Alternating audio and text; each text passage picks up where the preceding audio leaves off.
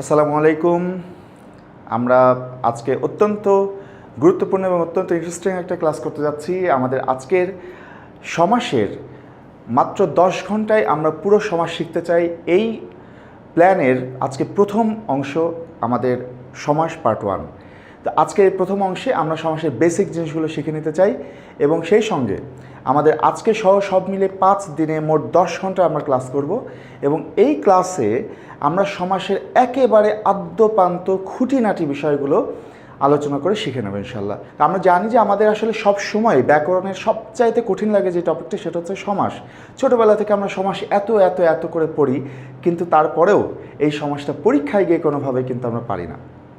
তো পরীক্ষায় গিয়ে কেন পারি না তার একটা বিশেষ কারণ আছে, সেটা নিয়েও আমরা আলোচনা করব এবং কিভাবে পড়লে আমরা পরীক্ষায় গিয়ে সমাসে একদম কারেক্টলি অ্যান্সার করে দিয়ে আসতে পারবো, এই জিনিসটাও আজকের ক্লাসে আমরা শিখব।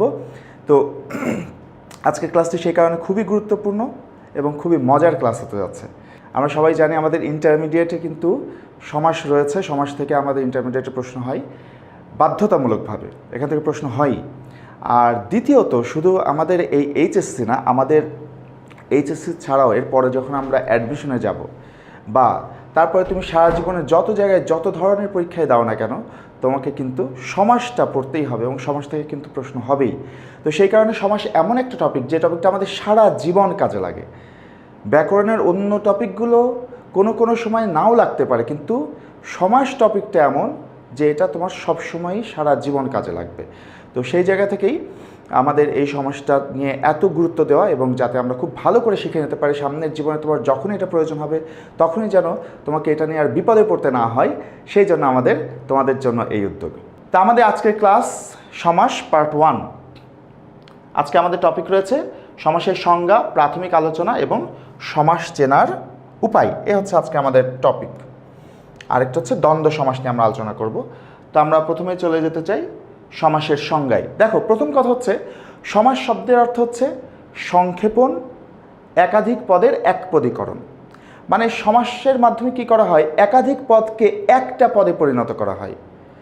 যেই নিয়মে একাধিক পদকে একটি পদে পরিণত করা হয় সেটি হচ্ছে সমাস। সংজ্ঞায় কি বলছে দেখো, সম্বন্ধ আছে মানে সম্পর্ক আছে এমন একাধিক পদের একসঙ্গে যুক্ত হয়ে একটি পদের গঠনের প্রক্রিয়াকে সমাস বলে।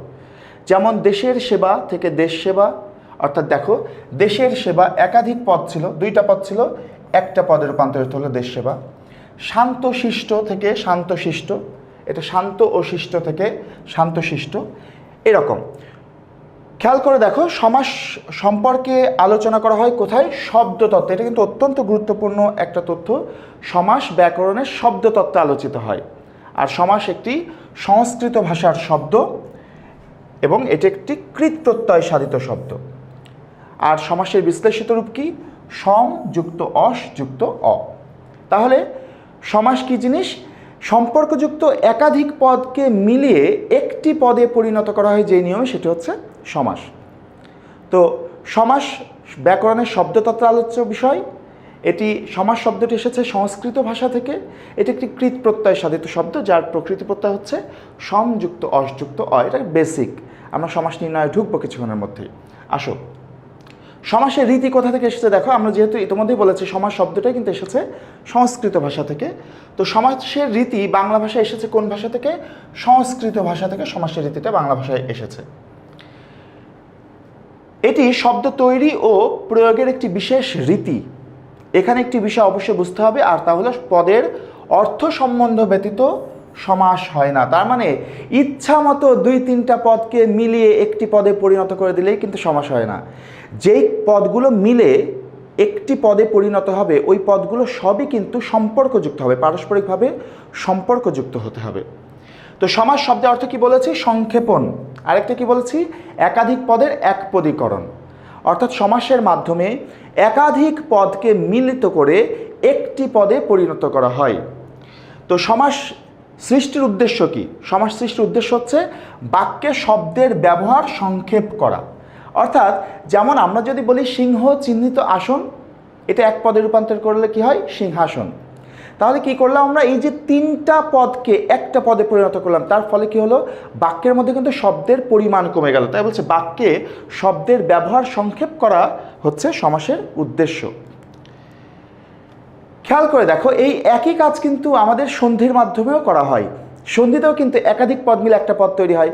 যেমন সন্ধিতে আমরা এরকম দেখি না যে বিদ্যাযুক্ত আলয়, বিদ্যাযুক্ত আলয় কি হয়, আমরা সবাই জানি বিদ্যাযুক্ত আলয় বিদ্যালয় হয়, তাই না? বিদ্যাযুক্ত আলয় বিদ্যালয়।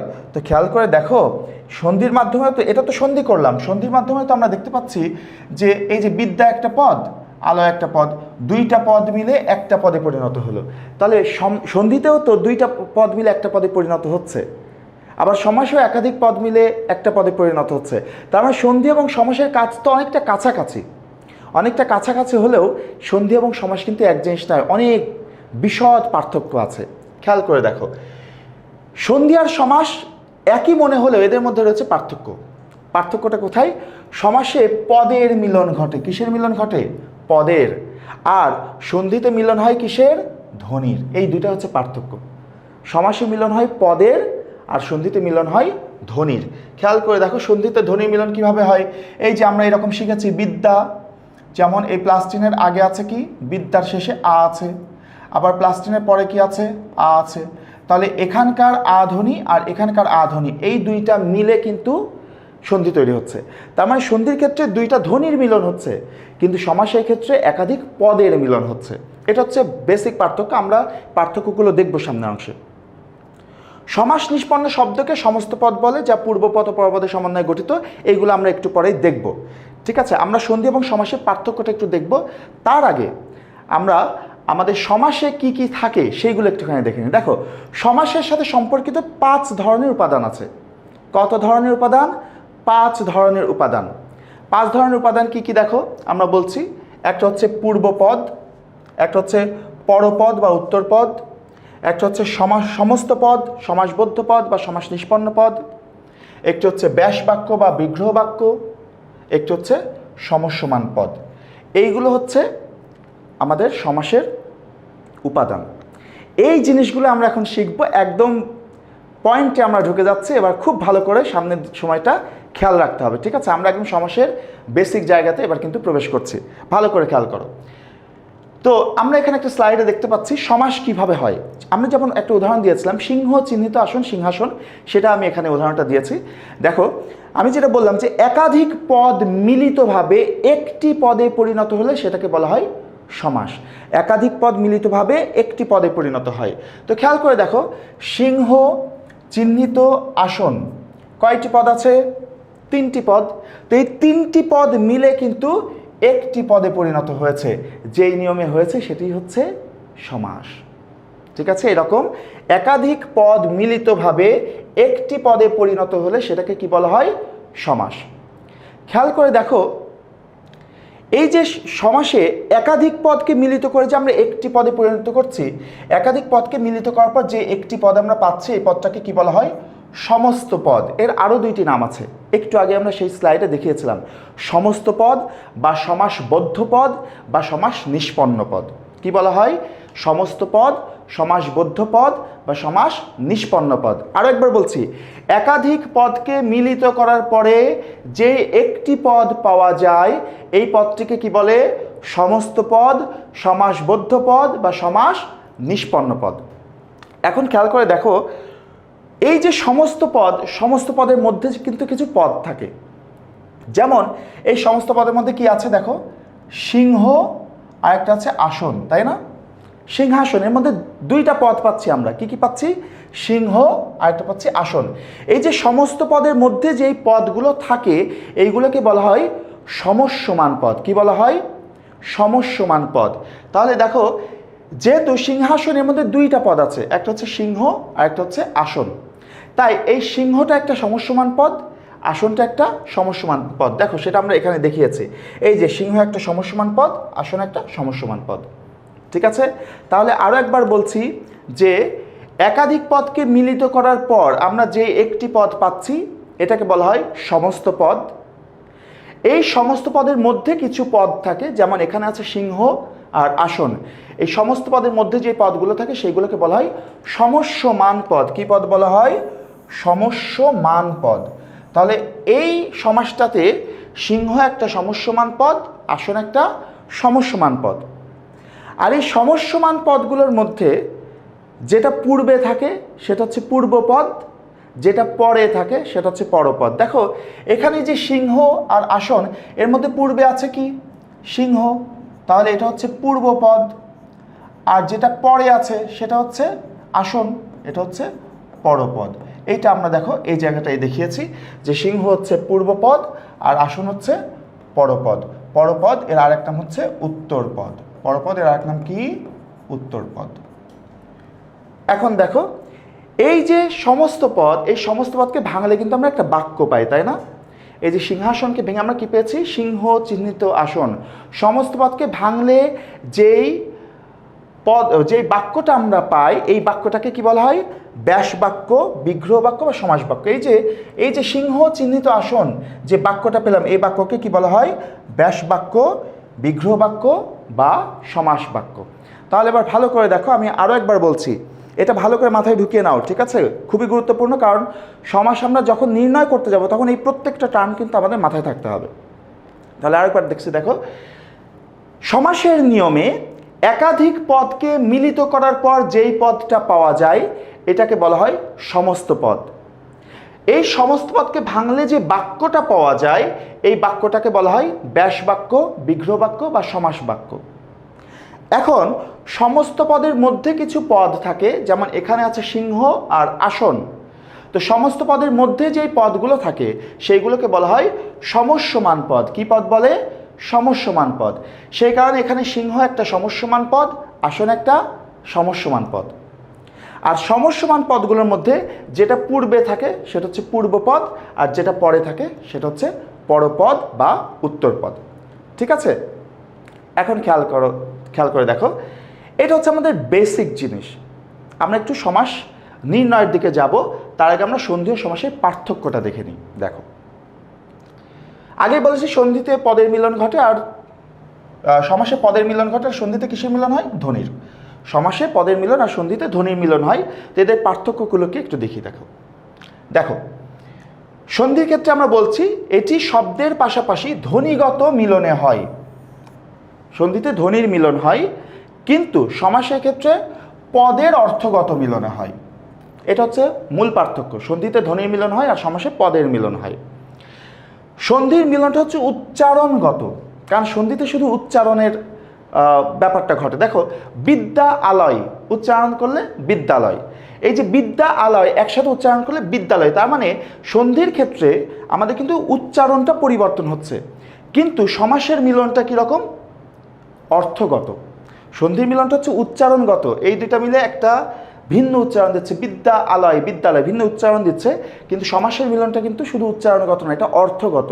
কারণ সমাসের মধ্যে পরস্পর সম্পর্কযুক্ত শব্দগুলো নিয়ে একটা শব্দ তৈরি হয় এবং এই শব্দটা কিন্তু অর্থের দিক থেকে মিল থাকে। যেমন আমরা যখন বলছি, একটু আগে যে দেখলাম যে সিংহ চিহ্নিত আসন, এই সিংহ চিহ্নিত আসন এর যে অর্থ সিংহাসন, এর কিন্তু একই অর্থ। তার মানে সমাসের ক্ষেত্রে কিন্তু এই মিলনটা হয় অর্থগত। দেখো, সন্ধির ক্ষেত্রে পদ থেকে বিভক্তি লোপের ব্যাপার নেই, সন্ধিতে কোনো বিভক্তি লোপ টোপ পায় না, কিন্তু সমাসের ক্ষেত্রে বিভক্তি লোপ পায়। এটা একটু মাথায় রাখো, এটা আমরা যখন সমাসের বিস্তারিত ব্যাখ্যা যাব তখন আমরা দেখব কিভাবে বিভক্তিটা লোপ পায়। এরপর আমরা দেখতে পাচ্ছি সন্ধিতে শব্দগুলো ক্রম পরিবর্তন না করে যুক্ত হয়। সন্ধির ক্ষেত্রে কিন্তু শব্দগুলোর পরিবর্তন হয় না, ক্রম পরিবর্তন হয় না। মানে যখন আমরা বলছি, মনে করো হিম যুক্ত আলয়, হিমযুক্ত আলয় কি হয়? হিমযুক্ত আলয় কি হয়? হিমালয়, তাই না? হিমযুক্ত আলয় হিমালয়। খেয়াল করে দেখো, সন্ধির ক্ষেত্রে যে শব্দটা শুরুতে থাকে সেটা শুরুতেই বসে, আর যেটা শেষে থাকে সেটা শেষেই বসে। যেমন এখানে হিম শুরুতে আছে, এখানে কিন্তু শুরুতেই বসেছে। আলয় শেষে আছে, এখানে কিন্তু শেষেই বসেছে। কিন্তু সন্ধির ক্ষেত্রে এটা হয়, তবে সমাসের ক্ষেত্রে কিন্তু এই ক্রমটা পরিবর্তন হতে পারে। যেমন সমাসের ক্ষেত্রে অনেক সময়, যেমন আমরা যখন বলি, ধরো একটা সমাস বললাম, অধম যে নর, অধম যে নর তাকে বলা হয় নরাধম। অধম যে নর নরাধম। খেয়াল করে দেখো, এখানে নর শেষে আছে কিন্তু এখানে শুরুতে চলে এসেছে, অধম এখানে শুরুতে আছে কিন্তু এখানে শেষে চলে এসেছে। অর্থাৎ ব্যাপারটা মনে রাখতে পারো যে সন্ধির ক্ষেত্রে শব্দগুলো সিরিয়ালি বসে, যেইভাবে থাকে সেইভাবেই বসে, কিন্তু সমাসের ক্ষেত্রে কিন্তু এই ক্রমটা পরিবর্তন হতে পারে, আগে পিছে হতে পারে। এরপর আমরা বলছি কি, সন্ধিতে প্রত্যেক শব্দেরই অর্থ বজায় থাকে। অর্থাৎ সন্ধির ক্ষেত্রে সবগুলো শব্দের অর্থ বজায় থাকে। যেমন এখানে হিম মানে যা, এই যে এখানে হিম শব্দের অর্থ তা, এখানে আলয় মানে যা, এখানে আলয় শব্দের অর্থ তা, মানে সন্ধির ক্ষেত্রে সবগুলো শব্দের অর্থই কিন্তু বজায় থাকে। সমাসের ক্ষেত্রে তা হয় না। সমাসের ক্ষেত্রে কখনো প্রথম শব্দটার অর্থ গ্রহণ করে, কখনো দ্বিতীয় শব্দটার অর্থ গ্রহণ করে, কখনো কোনো অর্থই গ্রহণ করে না। ঠিক আছে, খেয়াল করে দেখো। এরপরে আসি 6 নম্বরে বলছি, সন্ধিতে হয় পদের সংকোচন। পদের সংকোচন, এই যে দুইটা পদ মিলে একটা পদ পরিণত হলো, তাই না? দুইটা পদ ধ্বনির মিলনের মাধ্যমে সংকুচিত হয়ে গেল, দুইটা ছিল একটা হয়ে গেল। কিন্তু সমাসের ক্ষেত্রে বাক্যের সংকোচন হয়। যেমন আমরা বললাম যে সিংহ চিহ্নিত আসন, সিংহ চিহ্নিত আসন, এই যে পুরো একটা বাক্য, এইটা সংকুচিত হয়ে যাচ্ছে সিংহাসন। তার মানে সন্ধির ক্ষেত্রে কিন্তু কখনো বাক্যের সংকোচন হচ্ছে না, দুইটা শব্দের সংকোচন হচ্ছে, কিন্তু সমাসের ক্ষেত্রে পুরো বাক্যটার সংকোচন হচ্ছে। এই হচ্ছে আমাদের সন্ধি ও সমাসের মধ্যে পার্থক্য। এটা তোমরা একটু দেখে নেবে। আমাদের সমাস নির্ণয়ের ক্ষেত্রে এর কোনো ভূমিকা নেই, আমরা সমাসের ক্ষেত্রে চলে যাব। খেয়াল করে দেখো, আমরা বলছি প্রথাগত বাংলা ব্যাকরণে সমাসের মধ্যে 6 প্রকার: দ্বন্দ্ব, কর্মধারয়, তৎপুরুষ, বহুব্রীহি, দ্বিগু এবং অব্যয়ভাব। এইগুলো আমরা একটু পরে আলোচনা করব, কোনটা কোন পদে অর্থ প্রধান আমরা একটু পরে বলবো। দেখো, আমাদের প্রথাগত ব্যাকরণে যদিও সমাস আমাদের 6 প্রকার, কিন্তু নতুন যেই ব্যাকরণ বই, আমাদের নবম দশম শ্রেণীর নতুন বোর্ড ব্যাকরণ বই এবং প্রমিত বাংলা ভাষার ব্যাকরণ, এই দুইটা ক্ষেত্রেই কিন্তু সমাসকে 4 প্রকার বলা হয়েছে। কত প্রকার বলা হয়েছে? 4 প্রকার। প্রথাগত ব্যাকরণে সমাস হচ্ছে 6 প্রকার, কিন্তু আধুনিক বাংলা ব্যাকরণে সমাস কত প্রকার? 4 প্রকার। কি কি? দ্বন্দ্ব, তৎপুরুষ, বহুব্রীহি আর কর্মধারয়। এই যে আমাদের অব্যয়ভাব সমাসটা বাদ গিয়েছে, এই সমাসটা কিন্তু বর্তমানে তৎপুরুষ সমাসের মধ্যে অন্তর্ভুক্ত করা হয়েছে, আর দ্বিগু সমাসটাকে বর্তমানে কর্মধারয় সমাসের মধ্যে অন্তর্ভুক্ত করা হয়েছে। তাহলে আমি আরও একবার বলছি, যদি বলা হয় সমাস কত প্রকার, এটা প্রথাগত ব্যাকরণ অনুযায়ী আমাদের 6 প্রকার, তবে আধুনিক বাংলা ব্যাকরণ অনুযায়ী এটা হচ্ছে 4 প্রকার। কীভাবে 4 প্রকার হলো? অব্যয়ভাব সমাসটা তৎপুরুষ সমাসে অন্তর্ভুক্ত হয়ে গেছে, আর দ্বিগু সমাসটা কর্মধারয় সমাসে অন্তর্ভুক্ত হয়ে গেছে। ফলে আমাদের দ্বন্দ্ব, তৎপুরুষ, বহুব্রীহি, কর্মধারয় এই 4 প্রকার সমাস রয়ে গেছে। তবে আমরা কিন্তু 4 প্রকারই শিখবো না, আমরা পুরো সন্ধি সমাসটাই শিখব। 6 প্রকার সমাস এবং এর সাথে যে আরও অপ্রধান সমাসগুলো আছে সেইগুলোও কিন্তু আমরা এখানে শিখব। খেয়াল করো, তো সমাস হচ্ছে আমাদের 6 প্রকার: দ্বন্দ্ব, কর্মধারয়, তৎপুরুষ, বহুব্রীহি, দ্বিগু এবং অব্যয়ভাব। এগুলো আমরা শিখতে চাই। একটা জিনিস দেখো, সমাস শেখার আগে একটা জিনিস বলতে চাই, সেটা হচ্ছে আমরা ছোটবেলা থেকেই সমাস পড়ি, কিন্তু তারপরে বারবার কেন ভুল করি? পরীক্ষার হলে গিয়ে কেন পারি না? এটার কারণ কি? এটার কারণ হচ্ছে সমাস আমরা শিখি একভাবে, কিন্তু পরীক্ষায় আসে আরেকভাবে। মনে করো, সমাস শিখি আমরা কিভাবে? আমরা বললাম, যে উদাহরণটা আমি লিখেছিলাম সেটা আমি আরেকবার একটু হাতে লিখতে চাই।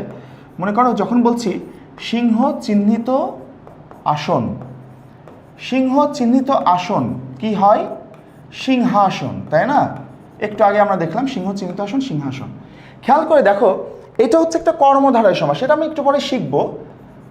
আর কিন্তু আমি এখন প্রক্রিয়াটা বলতে চাই। খেয়াল করো কিভাবে শিখব। আমরা সাধারণভাবে সমাসটা কিভাবে পড়ি? আমরা এইভাবে পড়ি: সিংহ চিহ্নিত আসন, সিংহাসন, কর্মধারয় সমাস, সিংহ চিহ্নিত আসন, সিংহাসন, কর্মধারয় সমাস, মহান যে নবী, মহানবী, কর্মধারয় সমাস। এইভাবে আমরা সমাস মুখস্থ করি। তার মানে আমরা প্রথমে কি করি? ব্যাস বাক্যটা পড়ি, তারপরে আমরা সমস্ত পদটা পড়ি, তারপরে আমরা সমাসের নাম মুখস্থ করি। আগে ব্যাস বাক্য পড়ি, তারপরে সমস্ত পদ পড়ি, তারপরে সমাসের নাম মুখস্থ করি।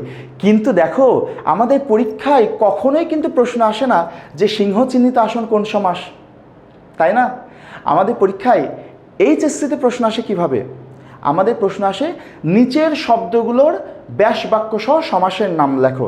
তার মানে আমাদের পরীক্ষায় কিন্তু শুধু এই শব্দটা দেওয়া থাকে, শুধু এই শব্দটা দেওয়া থাকে, ওই শব্দ দেখে আমাদের চিনতে হয় এটা কোন সমাস। তাই আমরা যে চিরকাল সমাস এইভাবে শিখি যে ও এবং আর থাকলে দ্বন্দ্ব সমাস, সমাহার সমষ্টি মিলন থাকলে দ্বিগু সমাস, যার যাতে থাকলে বহুব্রীহি সমাস, এইভাবে যে আমরা পড়ি এটা দিয়ে আসলে আমাদের কোনো কাজে আসে না।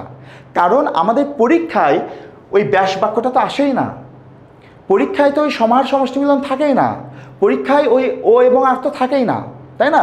পরীক্ষায় থাকে কি শুধু শব্দটা। তার মানে আমরা যেই জিনিসগুলো দিয়ে সমাস চেনা শিখি সেই জিনিসগুলো তো পরীক্ষায় থাকেই না, যার ফলে আমরা সমাস এত পড়ি কিন্তু পরীক্ষায় গিয়ে পারি না। তাহলে পরীক্ষায় সমাস পড়ার জন্য আমাদের কি করতে হবে? পরীক্ষায় সমাস পড়ার জন্য আমাদের শিখতে হবে কি জিনিস জানো? সেটা হচ্ছে এই যে একটা শব্দ সিংহাসন, এই শব্দটা দেখেই আমি কিভাবে বুঝবো এটা কোন সমাস। কোনো ও এবং আর লাগবে না, কোনো সমাহার সমষ্টি মিলন লাগবে না, কোনো যার যাতে লাগবে না। আমাদের শিখতে হবে যে একটা শব্দ দেখেই আমরা কিভাবে বুঝবো এটা কোন সমাস। কারণ আমাদের পরীক্ষার প্রশ্নে ওই শব্দটাই শুধু দেওয়া থাকবে, ওই শব্দটা দেখে আমাদের বুঝতে হবে এটা কোন সমাস এবং তার প্রেক্ষিতে সেটাকে আমাদের ব্যাস বাক্য করতে হবে। সো আমরা কিন্তু আজকের ক্লাসে প্রথমত এই জিনিসটাই শিখতে চাই যে আমরা একটা শব্দ দেখে কিভাবে বুঝবো যে এটা কোন সমাসের উদাহরণ। খেয়াল করো, এটার জন্য আমাদের একটা করে তথ্য মুখস্থ রাখতে হবে, একটা করে তথ্য। দেখো আমরা এখানে লিখেছি, প্রথমে আমরা দ্বন্দ্ব, বহুব্রীহি এবং অব্যয়ভাব এই তিনটার একটা জিনিস দেখি। দেখো একটা করে তথ্য মুখস্থ রাখতে হবে। সেই তথ্যটা কি? সেটা হচ্ছে কোন সমাসে কোন পদের অর্থ প্রাধান্য পায়, এটা আমাদের মুখস্থ করতে হবে। কোন সমাসে কোন পদের অর্থ প্রাধান্য পায়। দেখো আমরা বলছি দ্বন্দ্ব সমাসে কোন পদ প্রাধান্য পায়? উভয় পদ। উভয় পদ মানে হচ্ছে পূর্বপদ এবং পরপদ, সবগুলো পদ। অর্থাৎ যেই সমাসে সবগুলো পদের অর্থই প্রাধান্য পাবে সেটা হবে দ্বন্দ্ব সমাস। বহুব্রীহি সমাসে কোন পদ? তৃতীয় পদ প্রধান হয়। তার মানে হচ্ছে তৃতীয় পদ মানে কি? পূর্বপদ পরপদ কোনোটার অর্থই প্রাধান্য পাবে না, সম্পূর্ণ নতুন একটা অর্থ দেবে। অব্যয়ভাব সমাস কোন পদ প্রধান? পূর্বপদ, মানে অব্যয়ভাব সমাসের ক্ষেত্রে পূর্বপদের অর্থ প্রাধান্য পাবে। তাহলে এই একটা করে তথ্য মুখস্থ রাখা আগে। সেটা কি? দ্বন্দ্ব সমাস কোন পদ প্রধান? উভয় পদ। দ্বন্দ্ব সমাস উভয় পদ মানে দ্বন্দ্ব সমাসে সবগুলো পদের অর্থই প্রাধান্য পায়। বহুব্রীহি সমাস তৃতীয় পদ, মানে বহুব্রীহি সমাসে কোনো পদই প্রাধান্য পায় না, কোনো পদই প্রাধান্য পায় না, নতুন একটা অর্থ দেয়। আর অব্যয়ভাব সমাসে কোন পদ? পূর্ব পদের অর্থ প্রাধান্য পায়। এইটুকু যদি মনে রাখো তাহলে তুমি এই তিনটা সমাস চিনতে পারবা, শব্দ দেখেই চিনতে পারবা। খেয়াল করে দেখো, আমরা কয়েকটা উদাহরণ লিখেছি। প্রথমে লিখেছি ঝড় বৃষ্টি। ঝড় বৃষ্টি, ধরো পরীক্ষা আসলে যে ঝড় বৃষ্টি কোন সমাস, তাহলে আমাদের প্রথম দেখতে হবে যে এখানে কোন পদের অর্থ প্রাধান্য পাচ্ছে। দেখো ঝড় বৃষ্টি, এখানে পূর্বপদ কোনটা? ঝড়। পরপদ হচ্ছে বৃষ্টি, তাই না? পূর্বপদ ঝড়, পরপদ বৃষ্টি। এখন আমাদের দেখতে হবে এখানে কোন পদের অর্থ প্রাধান্য পেয়েছে। মনে করো যদি বলা হয় বাইরে প্রচুর ঝড় বৃষ্টি হচ্ছে, বাইরে প্রচুর ঝড় বৃষ্টি হচ্ছে, তার মানে কি ঝড় হচ্ছে নাকি বৃষ্টি হচ্ছে? ঝড় বৃষ্টি হচ্ছে বললে আমরা কি বুঝি? যে ওখানে ঝড়ও হচ্ছে বৃষ্টিও হচ্ছে, তাই না? তার মানে উভয় জিনিসই ঘটছে। তার মানে উভয় পদের অর্থই গ্রহণ করলো না, ঝড়ের অর্থও গ্রহণ করলো, বৃষ্টির অর্থও গ্রহণ করলো, দুইটাকেই বোঝাচ্ছে। ঠিক একইভাবে দেখো যদি বলা হয় তার বাবা মা বিদেশে থাকেন, তার বাবা মা বিদেশে থাকেন, তার মানে তার বাবা বিদেশে থাকেন নাকি মা বিদেশে থাকেন? দুইজনাই বিদেশে থাকেন। তার বাবা মা বিদেশে থাকেন, তার মানে তার বাবাও বিদেশে থাকেন, মাও বিদেশে থাকেন, তার মানে কি দুইটা পদকেই গ্রহণ করছে, ঠিক কি না? ঠিক একইভাবে দেখো চা বিস্কুট, যদি বলা হয় তাকে চা বিস্কুট খেতে দাও, তাকে চা বিস্কুট খেতে দাও, তাহলে তাকে চা খেতে দেবে নাকি বিস্কুট খেতে দেবে? চা বিস্কুট খেতে দাও, তার মানে তাকে চাও খেতে দিতে বলেছি, বিস্কুটও খেতে দিতে বলেছি, তাহলে কি দুইটা পদকেই গ্রহণ করছে। এই রকমভাবে যদি কোনো সমাসে দেখো দুইটা পদের অর্থকেই গ্রহণ করছে, দুইটা পদই প্রাধান্য পাচ্ছে, তাহলে সেটা কোন সমাস হয়ে যাবে? সেটা হয়ে যাবে দ্বন্দ্ব সমাস। কথা কি বোঝা যায়? কথা বুঝতে পারছো? এইভাবে যদি আমরা দেখি কোনো সমাসে সবগুলো পদের অর্থই প্রাধান্য পাচ্ছে তাহলে সেটা কোন সমাস হবে? দ্বন্দ্ব সমাস হবে। ওকে, এবার দেখো বহুব্রীহি সমাসে কি বলছি? তৃতীয় পদ প্রধান। তৃতীয় পদ প্রধান মানে বহুব্রীহি সমাসের ক্ষেত্রে পূর্বপদ পরপদ কোনোটা অর্থই প্রাধান্য পাবে না। যেই পদগুলো থাকবে কোনোটা অর্থই প্রাধান্য পাবে না, নতুন একটা অর্থ দেবে। ভালো করে খেয়াল করো, আমরা এখানে দুইটা উদাহরণ লিখেছি। একটা লিখেছি গায়ে হলুদ, তাহলে আমরা বলেছি আগে দেখতে হবে আমাদের কোন পদের অর্থটা প্রাধান্য পাচ্ছে। এখন দেখো গায়ে হলুদ কি জিনিস, গায়ে হলুদ কি জিনিস? আমরা জানি বিয়ের একটা অনুষ্ঠানের নাম গায়ে হলুদ, তাই না?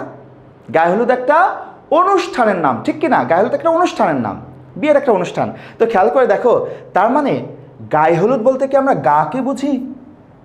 না, গাকে তো বুঝছি না। গায়ে হলুদ মানে কি হলুদ? না, গায়ে হলুদ মানে তো হলুদ না। গায়ে হলুদ কি একটা অনুষ্ঠান, তার মানে গায়ে হলুদ দ্বারা গাকেও বোঝাচ্ছে না, হলুদকেও বোঝাচ্ছে না। গায়ে হলুদ একটা অনুষ্ঠান। তাহলে দেখো পূর্বপদ পরপদ কোনোটা অর্থ কি নিল? নিল না। তৃতীয় আরেকটা অর্থ নিল। কি অর্থ নিল? অনুষ্ঠানকে বোঝাচ্ছে। তাহলে যেহেতু দেখো এখানে কোনো পদের অর্থই প্রাধান্য পেল না, নতুন একটা অর্থ নিল, সেই কারণে এটা কোন সমাস হবে? বহুব্রীহি সমাস। এই যে তৃতীয় পদ মানে হচ্ছে অন্য কোনো অর্থ দেবে। ঠিক একইভাবে দেখো হাতে খড়ি, ভালো করে খেয়াল করো। হাতে খড়ি জিনিসটা কি? বলে না যে তোমরা বিভিন্ন মিউজিক রিয়ালিটি শোতে দেখবা যে প্রতিযোগীরা বলে আমার সঙ্গীতের হাতে খড়ি হয়েছে ওস্তাদ অমুকের কাছে। এই যে হাতে খড়ি হওয়া, হাতে খড়ি মানে হচ্ছে প্রাথমিক শিক্ষা অর্জনের অনুষ্ঠান। হাতে খড়ি কি? প্রাথমিক শিক্ষা অর্জনের অনুষ্ঠান।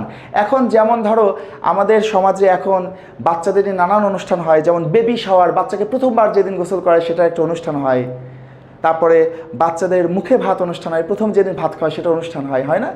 আগেকার সময়ে বাচ্চাদের প্রথম যখন শিক্ষা শুরু হবে, ওই প্রাথমিক শিক্ষা শুরুর একটা অনুষ্ঠান হতো, সে অনুষ্ঠানকে বলা হতো হাতে খড়ি। তার মানে হাতে খড়ি কী জিনিস? একটা অনুষ্ঠানের নাম। এখন খেয়াল করো, তাহলে হাতে খড়ি দ্বারা কি হাতকে বোঝায়? না, হাতে খড়ি দ্বারা তো হাতকে বোঝাচ্ছে না। আবার হাতে খড়ি মানে কি? খড়ি। খড়ি তো বোঝো, ওই যে চুলা রান্না করার জন্য চুলার মধ্যে যে জ্বালানি দেওয়া হয় সেটা হচ্ছে খড়ি। তা হাতে খড়ি দ্বারা কি খড়িকে বোঝায়? খড়িকেও বোঝায় না। তার মানে হাতে খড়ি কি? একটা অনুষ্ঠান।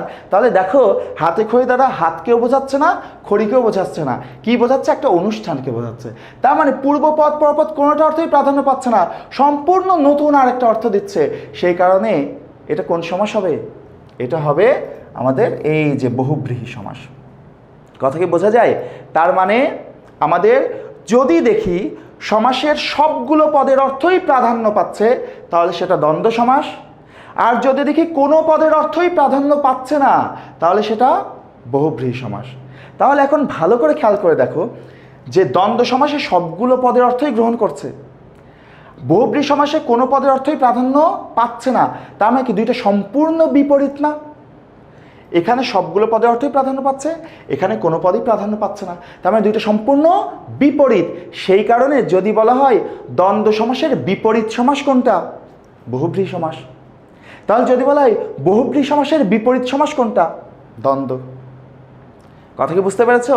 একটুখানি আমাকে কমেন্টে জানিও এটা বুঝতে পারছো কি না। ওকে, এখন খেয়াল করে দেখো, আমরা অব্যয়ীভাব সমাসে বলছি, অব্যয়ীভাব সমাসে বলছি পূর্বপদ প্রধান, অর্থাৎ যদি কোনো সমাসে পূর্বপদে অর্থ প্রাধান্য পায় তাহলে সেটা অব্যয়ীভাব সমাস হবে। ভালো করে খেয়াল করে দেখো। আচ্ছা, সবসময় বুঝতে পারি না ভাই, সবসময় বুঝতে পারবা, একটুখানি আমরা শিখতে থাকি, বুঝতে পারবা ইনশাল্লাহ। খেয়াল করে দেখো, অব্যয়ীভাব সমাসে পূর্বপদের অর্থ প্রাধান্য পায়। তো আমরা বলছি উপজেলা, আমরা একটা উদাহরণ নিয়েছি উপজেলা। তোমরা একটু কমেন্ট করো তো তোমরা এটা বুঝতে পেরেছো কিনা পুরোটা। এই যে বহুব্রীহি সমাস আর দ্বিগু সমাস, এটা বুঝতে পেরেছো কিনা একটু কমেন্টে জানাও তো। বহুব্রীহি সমাস এবং দ্বিগু সমাস কমেন্টে জানাও তো, বহুব্রীহি এবং দ্বন্দ্ব সমাস বুঝতে পেরেছো কিনা। ওকে, বুঝতে পেরেছো, ভেরি গুড। খেয়াল করো, তো আমরা এখানে একটা উদাহরণ নিয়েছি উপজেলা। উপজেলা ভালো করে খেয়াল করো, আমরা বলেছি সমাস চিহ্নিত করতে হলে আমরা কি করব? সমাস চিহ্নিত করতে হলে আমরা দেখব যে কোন পদের অর্থ প্রাধান্য পাচ্ছে, কোন পদের অর্থ প্রাধান্য পাচ্ছে। ভালো করে খেয়াল করো, উপজেলা, এখানে পূর্বপদ হচ্ছে উপ আর পরপদ হচ্ছে জেলা। এখন দেখো এই উপ হচ্ছে একটা উপসর্গ, উপটা কি একটা উপসর্গ। তো দেখো এই উপসর্গটা অনেক ধরনের অর্থে ব্যবহৃত হয়। তার মধ্যে একটা হচ্ছে এটা ব্যবহৃত হয় ক্ষুদ্র অর্থে ব্যবহৃত হয়। কি অর্থে? ক্ষুদ্র অর্থে। তাহলে উপসর্গটা অনেকগুলো অর্থে ব্যবহৃত হয়, তার মধ্যে একটা অর্থ হচ্ছে ক্ষুদ্র অর্থে ব্যবহৃত হয়। এখন খেয়াল করে দেখো, আমরা দেখব তাহলে উপমান হচ্ছে ক্ষুদ্র আর জেলা তো আমরা চিনি, তোমরা যে যে জেলায় থাকো সেটা তো চেনাই। এখন উপজেলা কী জিনিস দেখো, মনে করো আমার বাড়ি কুষ্টিয়া জেলায়, কুষ্টিয়া জেলার সদর উপজেলায়। তো আমরা জানি যে কোনো জেলার মধ্যে কিন্তু অনেকগুলো উপজেলা থাকে, যেমন আমাদের কুষ্টিয়া জেলার মধ্যে 6-7টা উপজেলা আছে, তার মধ্যে একটা উপজেলা হচ্ছে সদর উপজেলা। এখন তার মানে কি উপজেলা কি কোনো জেলা? উপজেলা কি কোনো জেলা? জেলার মধ্যে অনেকগুলো উপজেলা থাকে, তার মধ্যে একটা, মনে করো আমি কুষ্টিয়া জেলার মনে করো সাপোজ 7টা উপজেলা আছে, তার মধ্যে একটা উপজেলা হচ্ছে সদর উপজেলা, আমি এই সদর উপজেলায় থাকি। এখন এই সদর উপজেলাটুকুই কি কুষ্টিয়া জেলা? তা তো না, তাই না? তার মানে উপজেলা কোনো জেলা নয়, উপজেলা কোনো জেলা নয়। কিন্তু দেখো, উপজেলা কোনো জেলা নয়, কিন্তু জেলারই একটা ক্ষুদ্র অংশ না? এই যে জেলার মধ্যে 7টা উপজেলা আছে, তার মধ্যে একটা হচ্ছে সদর উপজেলা, তার মানে দেখা যাচ্ছে জেলারই অনেকগুলো অংশের মধ্যে একটা ক্ষুদ্র অংশ হচ্ছে উপজেলা, তাই না? তার মানে উপজেলা দ্বারা কিন্তু জেলাকে বোঝাচ্ছে না, জেলার ক্ষুদ্র একটা অংশকে বোঝাচ্ছে। উপজেলা হচ্ছে জেলার একটা ক্ষুদ্র অংশ। তাহলে কোন পদের অর্থে প্রাধান্য পেল? ক্ষুদ্র অর্থ প্রাধান্য পেল না, জেলার ক্ষুদ্র অংশ বোঝাচ্ছে। যেহেতু ক্ষুদ্র অর্থ প্রাধান্য পেল, তার মানে ক্ষুদ্র কোন পদে আছে? পূর্ব পদে। তো পূর্বপদ প্রাধান্য পেলে কোন সমাস হবে? পূর্বপদ প্রাধান্য পেলে অব্যয়ীভাব সমাস হবে। খেয়াল করে দেখো, পরে যারা ক্লিয়ার হয়নি তার পরের উদাহরণটার দিকে খেয়াল করো। আরেকটা উদাহরণ নিয়েছি, উপকূল। এখানেও দেখো উপসর্গটা আছে। তো এই উপসর্গটা আরও একটা অর্থে ব্যবহৃত হয়, সেটা হচ্ছে এটা নিকট অর্থে ব্যবহৃত হয়। কি অর্থে? নিকট অর্থে ব্যবহৃত হয়। এখন খেয়াল করে দেখো, উপ মানে নিকট, আর কুল মানে কি? কুল শব্দের অর্থ কি? আমরা সবাই জানি কুল মানে হচ্ছে কিনার, তাই না? কুল মানে হচ্ছে কিনার বা তীর। কুল মানে হচ্ছে কিনার বা তীর। যখন আমরা বলছি নদীর কুল, তার মানে আমরা নদীর কিনারকে বোঝাচ্ছি। বললাম যে নদীর কূলে গিয়েছিলাম, মানে নদীর কিনারে গিয়েছিলাম, তার মানে কুল মানে হচ্ছে কিনার। কিন্তু দেখো, যদি আমরা বলি নদীর উপকূলীয় অঞ্চল, নদীর উপকূলীয় অঞ্চল, তার মানে কি আমরা নদীর কিনারকে বোঝালাম নাকি কিনারের নিকটের অঞ্চলকে বোঝালাম? যখন আমরা বলছি নদীর উপকূলীয় অঞ্চল, তার মানে তো আমরা নদীর কিনারকে বোঝাচ্ছি না, কিনারের নিকটের অঞ্চলকে বোঝাচ্ছি। তার মানে উপকূল মানে কি কিনার, উপকূল মানে তো কিনার নয়, কিনারের নিকটের অঞ্চল। তার মানে এই নিকট প্রাধান্য পাচ্ছে। যেহেতু নিকট প্রাধান্য পাচ্ছে, পূর্বপদ প্রাধান্য পেলে কোন সমাস হবে? অব্যয়ীভাব সমাস। কথা কি ক্লিয়ার? বলো তো, এটা বুঝেছো কিনা একটু কমেন্ট করে জানাও তো, এটা বুঝেছো কিনা। তাহলে এখন দেখো, আমরা যদি এই 3টে সমাসকে আরও একবার চিন্তা করি, সেটা হচ্ছে দ্বন্দ্ব সমাস, উভয় পদ প্রধান, তার মানে এখানে সবগুলো পদের অর্থই প্রাধান্য পায়। বহুব্রী সমাসে কোনো পদের অর্থই প্রাধান্য পায় না, সম্পূর্ণ নতুন আরেকটা অর্থ দেয়। আর অব্যয়ীভাব সমাসে পূর্ব পদের অর্থ প্রাধান্য পায়। ঠিক আছে, এই 3টা জিনিস কিন্তু একটা করে আছে। উভয় পদ প্রধান সমাসে একটা দ্বন্দ্ব, তৃতীয় পদ প্রধান সমাসে একটা বহুব্রী, আর পূর্বপদ প্রধান সমাসে একটা, সেটা হচ্ছে অব্যয়ীভাব। এছাড়া বাদ বাকি যত সমাস আছে সবগুলো সমাসই হচ্ছে পরপদ প্রধান। কোন পদ প্রধান? পরপদ প্রধান। সেটা আমরা যাব। ঠিক আছে, এখন খেয়াল করো। আচ্ছা, কেউ কেউ বলছে যে এটা বোধহয় অব্যয়ীভাব সমাসটা আমাদের আরেকটা উদাহরণ দিলে ভালো হয়। আচ্ছা দেখো, আমরা অব্যয়ীভাব সমাসের আরও একটা উদাহরণ নেওয়ার চেষ্টা করি। ভালো করে দেখো, মনে করো আমরা একটা উদাহরণ লিখলাম, উপগ্রহ। উপগ্রহ, ভালো করে খেয়াল করো, ঠিক আছে? উপগ্রহ। আচ্ছা, এখানেও দেখো একটা উপসর্গ। এই উপসর্গটা আমরা একটু আগেই বলেছি ক্ষুদ্র অর্থে ব্যবহৃত হয়, তাই না? ক্ষুদ্র অর্থে ব্যবহৃত হয়। যারা এই দুইটা উদাহরণে এখনো কনফিউশনে আছো, তারা এই উদাহরণটা ভালো করে খেয়াল করো। এই উপসর্গটা ব্যবহৃত হয় ক্ষুদ্র অর্থে। আচ্ছা, আর এখানে যে পরপদ আছে গ্রহ। গ্রহ কি জিনিস আমরা তো সবাই চিনি। যেমন আমাদের এই পৃথিবীটা হচ্ছে একটা গ্রহ। আমাদের এই গ্যালাক্সিতে আমরা সম্ভবত 9টা গ্রহ আছে, আমি ভুল হতে পারি, কিছু মনে করো না, আমরা বাংলা শিখছি। তো গ্রহ তো আমরা চিনি, আমাদের এই পৃথিবীটা একটা গ্রহ, তাই না? আচ্ছা, এই পৃথিবীর উপগ্রহের নাম কি বলো তো? তোমাদের জানা আছে কি না? আমাদের গ্রহটার নাম হচ্ছে পৃথিবী। এই আমাদের পৃথিবীর উপগ্রহ কোনটা? আমাদের পৃথিবীর উপগ্রহ হচ্ছে চাঁদ, তাই না? আমরা সবাই জানি আমাদের পৃথিবীর উপগ্রহ হচ্ছে চাঁদ। এখন দেখো, তাহলে গ্রহটা হচ্ছে পৃথিবী আর উপগ্রহটা হচ্ছে চাঁদ। আচ্ছা, তাহলে এখন দেখো তো, এই উপগ্রহ দ্বারা কি গ্রহকে বোঝাচ্ছি? চাঁদ আর পৃথিবীকে এক জিনিস হলো? চাঁদ আর পৃথিবী তো নিশ্চয়ই এক জিনিস না। তার মানে উপগ্রহ বললে আমরা চাঁদকে বুঝছি, আর গ্রহ বললে পৃথিবীকে বুঝছি। এখন দেখো, তার মানে উপগ্রহ কি কোনো গ্রহ? উপগ্রহ কোনো গ্রহ নয়, কারণ চাঁদ তো আর পৃথিবী না, তার মানে উপগ্রহ কোনো গ্রহ নয়। কিন্তু দেখো, উপগ্রহ কোনো গ্রহ নয়, ঠিক আছে, কিন্তু দেখো এই যে গ্রহকে ঘুরে যেই কেন্দ্র করে যেই উপগ্রহটা ঘোরে চাঁদ, এই চাঁদটা পৃথিবীর চাইতে বড় না ছোট? চাঁদটা পৃথিবীর চাইতে ক্ষুদ্র না? উপগ্রহ সবসময় গ্রহের চাইতে ক্ষুদ্র হয় না বড় হয়? ক্ষুদ্র হয়। উপগ্রহ কি হয়? গ্রহের চাইতে ক্ষুদ্র হয়। তাহলে এখন দেখো, উপগ্রহ দ্বারা তো আমরা গ্রহকে বোঝাচ্ছি না, কিন্তু উপগ্রহ দ্বারা যে চাঁদকে আমরা বোঝাচ্ছি, এই চাঁদটা তো পৃথিবীর চাইতে ক্ষুদ্র, তাই না? তার মানে উপগ্রহ অবশ্যই গ্রহের চাইতে ক্ষুদ্র। তাহলে এখন খেয়াল করে দেখো, উপগ্রহ দ্বারা আমরা কিন্তু গ্রহটাকে বোঝালাম না, গ্রহ থেকে ক্ষুদ্র আরেকটা জিনিসকে আমরা কিন্তু বোঝালাম। তাহলে এখানে কোন পদ প্রাধান্য পেল? ক্ষুদ্র বোঝাচ্ছে, তাহলে পূর্বপদ প্রাধান্য পেল। পূর্বপদ প্রাধান্য পেলে কোন সমাস? অব্যয়ভাব সমাস। আশা করি এবার সবাই এটা বুঝতে পেরেছ, তাই না? খেয়াল করো, তাহলে দ্বন্দ্ব সমাসে সবগুলো পদের অর্থই প্রাধান্য পায়, বহুব্রী সমাসে কোনো পদই প্রাধান্য পায় না, আর অব্যয়ভাব সমাসে পূর্ব পদের অর্থ প্রাধান্য পায়। ওকে, এখন খেয়াল করে দেখো, আমরা একটু বাকি সমাসগুলোতে যাই। দেখো, এইবার দেখো আমাদের বাকি যে সমাসগুলো আছে, আমাদের তিনটা গেছে, এখানে তিনটা থাকার কথা ছিল। সমাস আমরা 6 প্রকার বলেছি, কিন্তু এর সাথে আমরা প্রাদি সমাস নামে আরেকটা সমাস যুক্ত করেছি। এটা অপ্রধান একটা সমাস, কিন্তু পরীক্ষার জন্য গুরুত্বপূর্ণ, ঠিক আছে, সেই কারণে আমরা দিয়েছি। ভালো করে খেয়াল করো। তা আমরা যেটা বললাম, বাকি যে আমাদের 4টা সমাস, এই সবগুলোই দেখো পরপদের অর্থ প্রাধান্য পেয়েছে। কর্মধারয় পরপদ, তৎপুরুষ পরপদ, দ্বিগু পরপদ, প্রাদিও পরপদ প্রধান সমাস।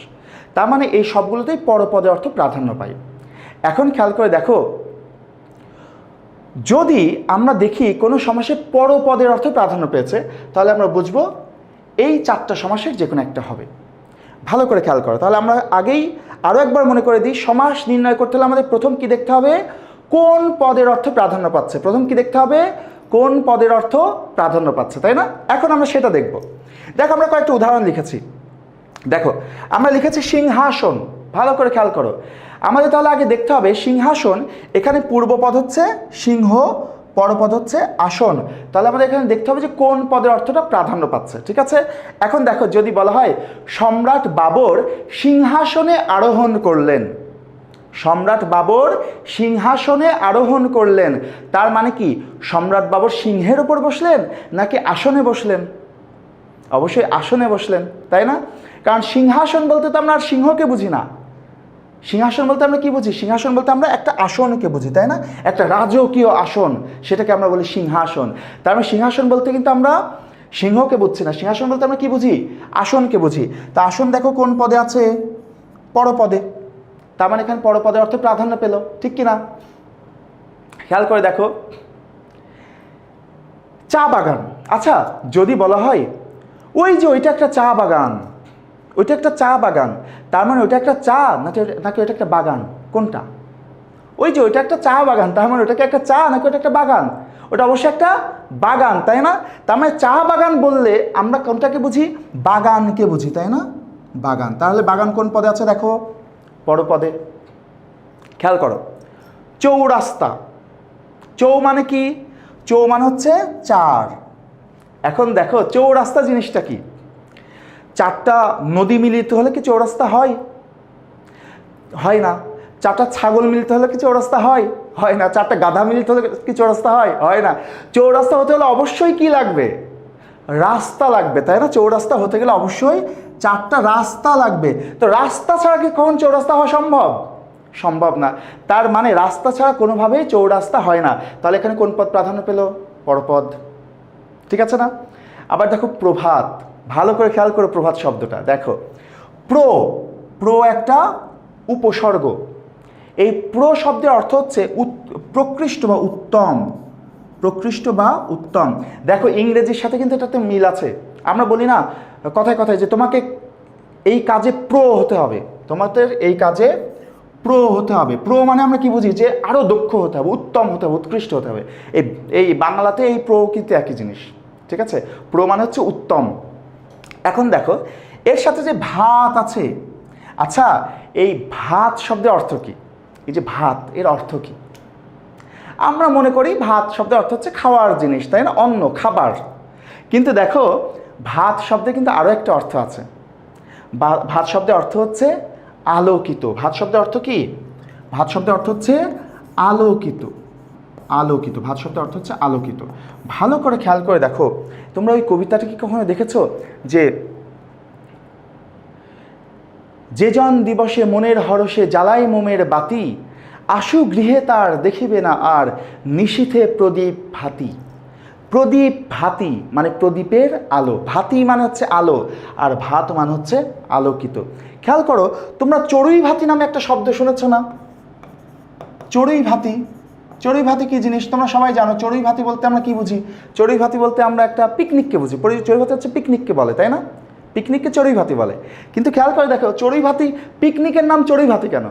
এর কারণ আছে। দেখো, চড়ুই একটা ছোট পাখি না? চড়ুই হচ্ছে ছোট পাখি, আর ভাতি মানে হচ্ছে আলো। অর্থাৎ চড়ুই ধারা বলছে ছোট, আর ভাতি মানে হচ্ছে আলো। তার মানে ছোট আলোতে বা অল্প আলোতে যেই পিকনিক করা হয় সেটা হচ্ছে চড়ুই ভাতি। অল্প আলোতে যেই পিকনিক করা হয় সেটাকে বলা হয় চড়ুই ভাতি। সেই কারণে কিন্তু এর নাম চড়ুই ভাতি। চড়ুই মানে অল্প বা ছোট, আর ভাতি মানে হচ্ছে আলো। তো ভাতি শব্দের অর্থ হচ্ছে আলো, আর এই যে ভাত, এই ভাত শব্দের অর্থ হচ্ছে আলোকিত। ঠিক আছে? এখন তাহলে দেখো, প্র অর্থ উত্তম, ভাত মানে আলোকিত। এখন প্রভাত কাকে বলে? যখন অন্ধকার দূর হয়ে প্রকৃতি আলোকিত হয় তাকে আমরা প্রভাত বলি না? অন্ধকার দূর হয়ে যখন প্রকৃতি আলোকিত হয় তখন তাকে আমরা কি বলি? প্রভাত বলি। তার মানে প্রভাত মানে কি উত্তম নাকি আলোকিত? প্রভাত মানে উত্তম নাকি আলোকিত? আলোকিত বোঝাচ্ছে না? কারণ অন্ধকার দূর হয়ে প্রকৃতি আলোকিত হলেই তাকে আমরা প্রভাত বলি। তার মানে প্রভাত মানে কি? আলোকিত বোঝাচ্ছে। তো আলোকিত কোন শব্দের অর্থ?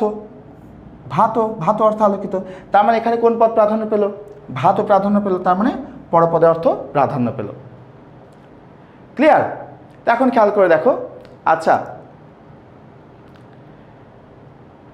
এখন ভালো করে খেয়াল করে দেখো, আমি একটু বলি যে হ্যাঁ, প্রভাত মানে আলোকিত, রাইট। আমরা যে জিনিসগুলো পড়ছি এর মধ্যে কোনোটার মধ্যে প্রশ্ন থাকলে সেটা সাথে সাথে করে ফেলবে, ঠিক আছে? কিন্তু বাইরের কোনো কোশ্চেন, এটা শেখার সময় বাইরের কোনো শব্দ এনো না, এইটুকুর মধ্যে মনোযোগ দাও। কারণ আমি আরেকবার বলে দিই, এই যে জিনিসটা শিখছি না, এইটাই কিন্তু সমাসের একদম মূল। এইটাই সমাসের একেবারে মূল। কারণ এইটুকু না বুঝলে তুমি কোনো দিন সমাস চিহ্নিত করতে পারবে না। এইটুকু বোঝাটা খুব জরুরি ভাইয়া, ঠিক আছে? এটাকে তো খুব ভালো করে মন দাও, খেয়াল করো। তাহলে আমরা এই যে বললাম, এই চারটি যে উদাহরণ নিয়েছি আমরা, দেখো এই চারটি উদাহরণে কোন পদ প্রাধান্য পাচ্ছে দেখো তো। এখানেও পরপদ প্রাধান্য পাচ্ছে, এখানেও পরপদ প্রাধান্য পাচ্ছে, এখানেও পরপদ প্রাধান্য পাচ্ছে, এখানেও পরপদ প্রাধান্য পাচ্ছে। সবগুলোতেই পরপদের অর্থ প্রাধান্য পাচ্ছে। তা আমরা বলেছি পরপদ প্রাধান্য পেলে চারটা সমাস হতে পারে। পরপদ প্রাধান্য পেলে কয়টা সমাস হতে পারে? চারটা সমাস হতে পারে। কি কি? কর্মধারয়, তৎপুরুষ, দ্বিগু এবং প্রাদি। দেখো সবগুলোই পরপদ প্রধান। তাহলে যেহেতু এই শব্দগুলোতে সবগুলোতেই পরপদের অর্থে প্রাধান্য পেয়েছে, তার মানে এই সবগুলোতেই এই চারটা সমাসের যে কোনো একটা সমাস হবে। এখন কোনটা কোন সমাস হবে সেটা একটুখানি আমরা দেখে আসি। দেখো তো আমরা দেখতে পাচ্ছি, দেখো প্রাদি সমাস হতে হলে সেখানে একটা কি লাগবে? উপসর্গ। প্রাদি হতে হলে কি লাগবে? উপসর্গ। এখন দেখো তো এই চারটার মধ্যে কোনটাতে উপসর্গ আছে বলো তো? এই চারটার মধ্যে কোনটাতে উপসর্গ আছে বলো তো?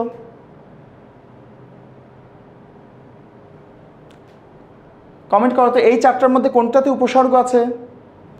সিংহাসন, চা বাগান, চৌরাস্তা, প্রভাত, এই চারটার মধ্যে কোনটাতে উপসর্গ আছে? রাইট, আমরা দেখতে পাচ্ছি এই যে প্রভাত, এই যে এখানে প্র উপসর্গ আছে, তাই না? প্র উপসর্গ আছে। তাহলে যেহেতু এটাতে উপসর্গ আছে, উপসর্গ থাকলে কি হয়ে যাবে? উপসর্গ থাকলে এটা হয়ে যাবে প্রাদি। তাহলে এটা হচ্ছে একটা প্রাদি সমাস। ওকে, এখন দেখো আমরা বলছি দ্বিগু দ্বিগু হতে হলে কি লাগবে? দ্বিগু হতে হলে কি লাগবে? সংখ্যা। বলো তো এখানে কোন উদাহরণটাতে সংখ্যা আছে? এর মধ্যে কোনটাতে সংখ্যা আছে? দেখো তো, এই যে চৌ মানে কি? চার। তাহলে এটাতে সংখ্যা আছে। সংখ্যা থাকলে কি হয়ে যাবে? দ্বিগু। সংখ্যা থাকলে দ্বিগু। ঠিক আছে, এখন খেয়াল করো, কর্মধারায় আর তৎপুরুষে দেখো আমরা দেখতে পাচ্ছি সংখ্যাও থাকে না, উপসর্গ থাকে না। উপসর্গ থাকলে হয় প্রাদি, সংখ্যা থাকলে হয় দ্বিগু। এখন খেয়াল করে দেখো, এই যে সিংহাসন আর চা বাগান, এই দুইটার কোনোটাতেই কি উপসর্গ আছে? নাই। এই দুইটার কোনোটাতে কি সংখ্যা আছে? কোনো সংখ্যাও নাই। যেহেতু উপসর্গ বা সংখ্যা কোনোটাই নাই, তার মানে প্রাদি বা দ্বিগু কোনোটাই হবে না, প্রাদি বা দ্বিগু কোনোটাই হবে না। তার মানে হয় কর্মধারায় হবে অথবা তৎপুরুষ হবে। এই দুইটা তাহলে হয় কর্মধারায় অথবা তৎপুরুষ, যেহেতু উপসর্গ বা সংখ্যা কোনোটাই নাই। ঠিক আছে, এখন খেয়াল করে দেখো, কিভাবে বুঝবো এটা কর্মধারায় সমাস হবে নাকি তৎপুরুষ সমাস হবে? খুবই সিম্পল, ভালো করে দেখো। আমরা বলেছি তৎপুরুষ সমাসের ক্ষেত্রে বলেছি পূর্বপদে বিভক্তি। কি বলেছি? পূর্বপদে বিভক্তি। বিভক্তি কি আমাদের চেনা আছে? বিভক্তি যেমন আমরা নিশ্চয়ই পড়েছি, দ্বিতীয়া বিভক্তি কে রে, তৃতীয়া বিভক্তি দ্বারা দিয়ে কর্তৃক, চতুর্থী বিভক্তি কে রে, পঞ্চমী বিভক্তি হতে থেকে চে, ষষ্ঠী বিভক্তি র এর, সপ্তমী বিভক্তি এ অন্তঃস্থতে পড়েছি না আমরা? অর্থাৎ শব্দের শেষে যে অতিরিক্ত শব্দাংশ যুক্ত হয় সেটা হচ্ছে বিভক্তি, তাই না? তো তাহলে আমাদের এখন কি করতে হবে জানো? আমরা দেখতে পাচ্ছি তৎপুরুষ সমাসের পূর্বপদে বিভক্তি থাকে, বিভক্তির কাজ থাকে। তাহলে আমাদের এখন কি করতে হবে? এই দুইটা পদের প্রত্যেকটার পূর্বপদের সঙ্গে, পূর্বপদের কথা বলছি, তাহলে আমাদের পূর্বপদের সাথে, যেখানে সিংহ পূর্বপদ, এখানে চা হচ্ছে পূর্বপদ, এই পূর্বপদের সাথে বিভক্তি যুক্ত করে দেখতে হবে জিনিসটা মিলছে কিনা। পূর্বপদের সাথে বিভক্তি যুক্ত করে দেখতে হবে জিনিসটা মিলছে কিনা। যদি বিভক্তি যুক্ত করা যায় তাহলে তৎপুরুষ, আর বিভক্তি যুক্ত করা না গেলে কর্মধারায়। বিভক্তি যোগ করা গেলে তৎপুরুষ, না গেলে কর্মধারায়। এখন খেয়াল করে দেখো, এর পূর্বপদ সিংহ, তাই না? আমরা এই সিংহের সাথে এখন বিভক্তি যুক্ত করি। যদি বলি সিংহকে আসন, হয়? হয় না। সিংহ দ্বারা আসন, হয় না। সিংহ হতে আসন, হয় না। সিংহতে আসন, হয় না। সিংহের আসন, তাও তো হয় না, কারণ সিংহাসন বলতে তো সিংহের আসনকে বোঝায় না। তার মানে খেয়াল করে দেখো, এই পূর্বপদের সাথে কি কোনো বিভক্তি যোগ করেই মিলছে? কোনো বিভক্তি যোগ করা যাচ্ছে না। যদি কোনো বিভক্তি যোগ করা না যায় তাহলে সেটা কোন সমাস হবে? বিভক্তি যোগ করা না গেলে কোন সমাস হবে? কর্মধারায় সমাস হবে। বিভক্তি যোগ করা না গেলে কর্মধারায়। এখন খেয়াল করে দেখো ভালো করে, চা বাগান। আচ্ছা, চা বাগান মানে কি? চা বাগান মানে কি? চা বাগান মানে কি? চা বাগান মানে হচ্ছে চায়ের বাগান, তাই না? চা বাগান মানে হচ্ছে চায়ের বাগান, চায়ের বাগান। চা বাগান মানে হচ্ছে চায়ের বাগান। তো খেয়াল করে দেখো, চায়ের, চায়ের, এর বিভক্তি আসছে না? এর একটা ষষ্ঠী বিভক্তি। তাহলে বিভক্তি আসছে, পূর্বপদের সাথে বিভক্তি আসছে। তাহলে যেহেতু এই শব্দটাকে ভেঙে পূর্বপদের সাথে একটা বিভক্তি আসছে, বিভক্তি আসলেই কোন সমাস হবে? বিভক্তি পাওয়া গেলেই সেটা তৎপুরুষ সমাস হয়ে যাবে। ঠিক আছে, এইটা আমরা আরও একবার বলি, ভালো করে খেয়াল করো। তাহলে আমাদের সমাস নির্ণয় করতে হলে প্রথম দেখতে হবে কোন পদের অর্থ প্রাধান্য পাচ্ছে। যদি আমরা দেখি পরপদের অর্থ প্রাধান্য পাচ্ছে, তাহলে সেটা চারটা সমাস হতে পারবে। কি কি? কর্মধারয়, তৎপুরুষ, দ্বিগু অথবা প্রাদি। সেই ক্ষেত্রে যদি পরপদের অর্থ প্রাধান্য পাই, তাহলে সেক্ষেত্রে আমরা প্রথম দেখব ওখানে কোনো উপসর্গ আছে কিনা। উপসর্গ থাকলে কোন সমাস হয়ে যাবে? প্রাদি সমাস। যদি দেখি সংখ্যা আছে তাহলে কোন সমাস হয়ে যাবে? দ্বিগু সমাস। আর যদি দেখি উপসর্গ বা সংখ্যা কোনোটাই নাই, তাহলে বুঝবো সেটা হয় কর্মধারয় অথবা তৎপুরুষ। সেই ক্ষেত্রে আমরা পূর্বপদের সাথে বিভক্তি যোগ করে দেখব জিনিসটা মেলে কিনা। যদি পূর্বপদের সাথে বিভক্তি যোগ করা যায় তাহলে সেটা তৎপুরুষ, আর বিভক্তি যোগ করা না গেলে সেটা কর্মধারয়। ঠিক আছে, এখন একটা জিনিস ভালো করে মনে রাখো, আমরা একটু আগে অব্যয়ভাব সমাসের উদাহরণ দেখেছিলাম না? অব্যয়ভাব সমাসে আমরা দেখেছিলাম পূর্বপদে উপসর্গ থাকে, যেমন উপকূল, উপগ্রহ, উপজেলা, কি থাকে? পূর্বপদে উপসর্গ থাকে। তো তাহলে উপসর্গ থাকলে অব্যয়ভাব হবে নাকি প্রাদি হবে? একটা কনফিউশন তৈরি হতে পারে। সেই কারণে আমি বলে দিচ্ছি, আগে কিন্তু উপসর্গ দেখা যাবে না। উপসর্গ থাকলেই সেটা প্রাদি তা কিন্তু না। আমাদের প্রথম কাজ কি? প্রথম কাজ হচ্ছে এটা দেখা যেখানে কোন পদ প্রাধান্য পাচ্ছে। অব্যয়ভাব সমাসের ক্ষেত্রে পূর্বপদ প্রাধান্য পাবে, পূর্বপদ প্রাধান্য পেলে সেটা অব্যয়ভাব সমাস হবে।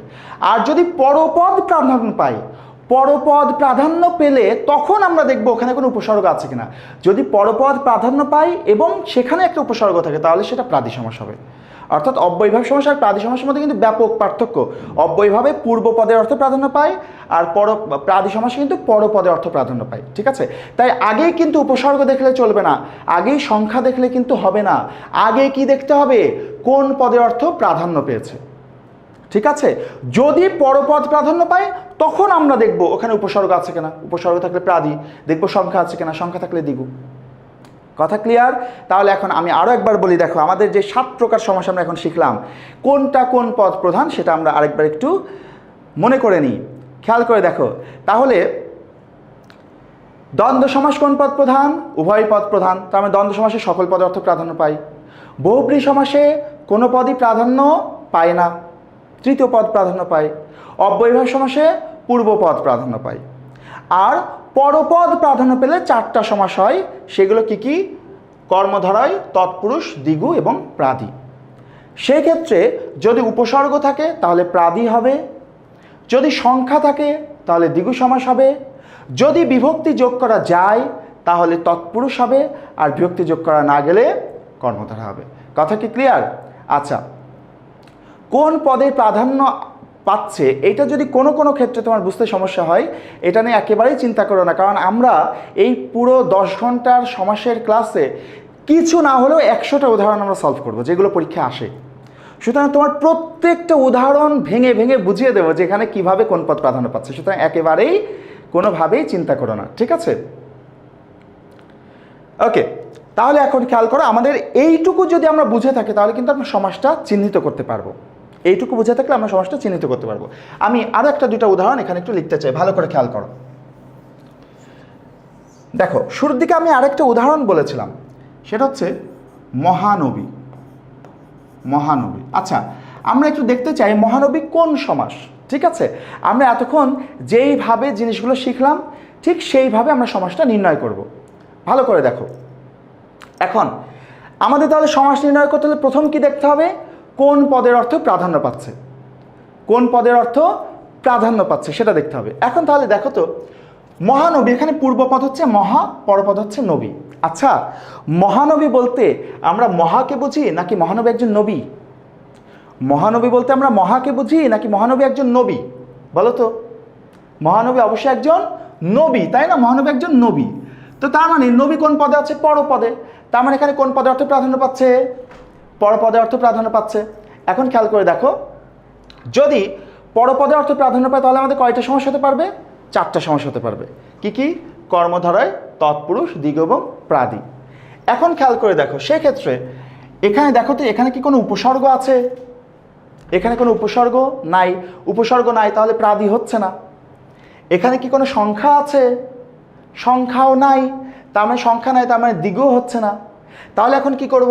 এখন এই পূর্বপদের সাথে বিভক্তি যোগ করে দেখব জিনিসটা মেলে কিনা। এখন যদি বলি মহাকে নবী, মহা দ্বারা নবী, মহা হতে নবী, মহাতে নবী, মেলে? মিলছে না, তার মানে বিভক্তি যোগ করা যাচ্ছে না। তো বিভক্তি যদি যোগ করা না যায় তাহলে কোন সমাস হয়ে যাবে? বিভক্তি যোগ করা না গেলে কর্মধারয় সমাস হয়ে যাবে। সুতরাং এটা কর্মধারয় সমাস। কথা ক্লিয়ার? কর্মধারয়। আরও একটা উদাহরণ দিই, ভালো করে খেয়াল করো। মনে করো একটা উদাহরণ দিলাম, পুষ্প সৌরভ। পুষ্প সৌরভ, ভালো করে খেয়াল করো, পুষ্প সৌরভ। আচ্ছা, পুষ্প সৌরভ মানে কি? ফুলের সুবাস, তাই না? মানে পুষ্পের সৌরভ। পুষ্প সৌরভ মানে হচ্ছে পুষ্পের সৌরভ। পুষ্প সৌরভ মানে কি? পুষ্পের সৌরভ। তাহলে এখন দেখো তো, এই যে পুষ্পের সৌরভ, পুষ্পের, দেখো তো একটা এর বিভক্তি আসছে না? যদি এরকম কোনো শব্দকে ভেঙে দেখো বিভক্তি পাওয়া যাচ্ছে, তাহলে আর কিছুই ভাবার দরকার নাই, ওইটা অবশ্যই তৎপুরুষ সমাস হবে। বিভক্তি পাওয়া গেলেই সেটা কোন সমাস হয়ে যাবে? তৎপুরুষ সমাস হয়ে যাবে। আরো একটা উদাহরণ দিচ্ছি, ভালো করে খেয়াল করে দেখো। ধরো বললাম ছাগ দুগ্ধ। ছাগ দুগ্ধ, আচ্ছা ছাগ দুগ্ধ মানে কি? ছাগ দুগ্ধ মানে হচ্ছে ছাগলের দুধ, তাই না? ছাগ দুগ্ধ মানে ছাগলের দুধ। ছাগলের দুধ, দেখো তো, ছাগলের, দেখো তো বিভক্তি আসছে কিনা? ছাগলের, একটা এর বিভক্তি আসছে না? যেহেতু বিভক্তি আসছে তার মানে অবশ্যই এটা কোন সমাস হবে? তৎপুরুষ সমাস হবে। একইভাবে দেখো, যদি আমরা আরেকটা উদাহরণ দিই, মনে করো বললাম হংসডিম্ব। হংসডিম্ব, হংস মানে কি? হাঁস। ডিম্ব মানে কি? ডিম। তাহলে হংসডিম্ব মানে কি? হাঁসের ডিম। হংসডিম্ব মানে হাঁসের ডিম। হাঁসের, দেখো তো বিভক্তি আসছে কিনা? হাঁসের ডিম, হাঁসের, দেখো তো বিভক্তি আসছে কিনা? হাঁসের বিভক্তি আসছে না? এই দেখো একটা এর বিভক্তি পাচ্ছি। তো যেহেতু এর বিভক্তি আসছে, বিভক্তি আসলেই সেটা কোন সমাস হবে? তৎপুরুষ সমাস হবে। এগুলোর ব্যাস বাক্য আমরা পরে শিখবো আলাদাভাবে, তৎপুরুষ সমাসের প্রকারভেদ আমরা শিখবো। তাহলে এইভাবে মনে রাখবো যে বিভক্তি আসলে সেটা কোন সমাস হয়ে যাবে? তৎপুরুষ সমাস। তাহলে এইটুকু যদি আমরা মনে রাখতে পারি তাহলে কিন্তু আমরা সমাসের একটা শব্দ থেকে সমাসটা আমরা চিহ্নিত করতে পারবো। এইটুকু বুঝে থাকলে আমরা একটা শব্দ থেকে অ্যাটলিস্ট এটা বুঝতে পারবো যে এটা কোন সমাস। এখন শব্দ থেকে আমরা বুঝলাম এটা কোন সমাস, তারপর আমরা কি করতে হবে? ওটার ব্যাস বাক্যটা আমাদের চিন্তা করতে হবে, ওটার প্রকারভেদ আছে কিনা সেটা দেখতে হবে। এখন আমরা ওই ব্যাস বাক্য এবং প্রকারভেদের দিকে যাব। আমরা আলাদা আলাদাভাবে প্রত্যেকটা সমাস শিখবো। আজকে আমাদের যে সমাসটা আমরা শিখবো সেটা হচ্ছে দ্বন্দ্ব সমাস। আসো আমরা দ্বন্দ্ব সমাসে চলে যাই। খেয়াল করো, দ্বন্দ্ব মানে কি? দ্বন্দ্ব মানে হচ্ছে মিলন। দ্বন্দ্ব মানে মিলন, ঠিক আছে? যদি আমরা দ্বন্দ্ব বলতে বিরোধ বুঝি, দ্বন্দ্ব ফ্যাসাদ মনে করি, কিন্তু দ্বন্দ্ব শব্দের অর্থ হচ্ছে আসলে মিলন। খেয়াল করে দেখো, সংযোজক অব্যয়ের সাহায্যে, সংযোজক অব্যয় কি জিনিস? সংযোজক অব্যয় হচ্ছে দ্বন্দ্ব সমাসে সাধারণত তিনটা সংযোজক অব্যয় থাকতে পারে। এই তিনটা অব্যয় হচ্ছে ও, এবং, আর। এই তিনটা হচ্ছে সংযোজক অব্যয়, ঠিক আছে? সংযোজক অব্যয়ের সাহায্যে পরস্পর অন্বিত, অন্বিত মানে হচ্ছে সম্পর্কিত, অন্বিত মানে কি? সম্পর্কিত, পরস্পর সম্পর্কিত একাধিক বিশেষ্য বা বিশেষার্থক পদে যে সমাস হয়। বিশেষ্য বা বিশেষার্থক মানে সেটা সরাসরি বিশেষ্য পদ হতে পারে, অথবা বিশেষ্যের মতোই অর্থ দেয় এমন কোনো পদও হতে পারে। এটা খুব একটা ইম্পর্টেন্ট না সমাস চেনার জন্য, ঠিক আছে? সংজ্ঞাটা জাস্ট আমি বলে দিচ্ছি। এবং যাতে উভয় পদের অর্থই প্রাধান্য পায়, এই যে এটা আমরা বলেই দিয়েছিলাম, দ্বন্দ্ব সমাসে কিন্তু উভয় পদই প্রাধান্য পায়, তো সেই সমাসকে দ্বন্দ্ব সমাস বলে। তার মানে দ্বন্দ্ব সমাসের দুইটা প্রধান বৈশিষ্ট্য, একটা হচ্ছে এর উভয় পদই প্রাধান্য পাবে, আর এর ব্যাস বাক্যে কি থাকবে? সংযোজক অব্যয় ও এবং আর। ব্যাস বাক্যে ও এবং আর এই তিনটা অব্যয়ের যে কোনো একটা থাকবে। তাহলে এটা খুবই ভালো করে মাথায় রাখবা যে দ্বন্দ্ব সমাসের ব্যাস বাক্য করতে গেলে ও এবং আর এই তিনটা একটা লাগবে। এখন তাহলে খেয়াল করে দেখো, আমরা যে দ্বন্দ্ব সমাসের তিনটা উদাহরণ দেখেছিলাম, ঝড় বৃষ্টি, বাবা মা, চা বিস্কুট, তাহলে এগুলোর ব্যাস বাক্য কীভাবে করব? ব্যাস বাক্য করা খুবই সহজ, শুধু ওই পদগুলোর মাঝখানে ও এবং আর এই তিনটা যে কোনো একটা বসিয়ে দেবো। তাহলে দেখো, ঝড় বৃষ্টির ব্যাস বাক্য কী হবে? ঝড় ও বৃষ্টি। বাবা মায়ের ব্যাস বাক্য কী হবে? বাবা ও মা। চা বিস্কুটের ব্যাস বাক্য কী হবে? চা ও বিস্কুট। শুধু মাঝখানে একটা ও বসিয়ে দিলে কিন্তু এটার ব্যাস বাক্য হয়ে যাবে। তাহলে দ্বন্দ্ব সমাসের ব্যাস বাক্য করার জন্য শুধু মাঝখানে ও এবং আর এই তিনটার যে কোনো একটা বসিয়ে দিলেই হয়ে যাবে।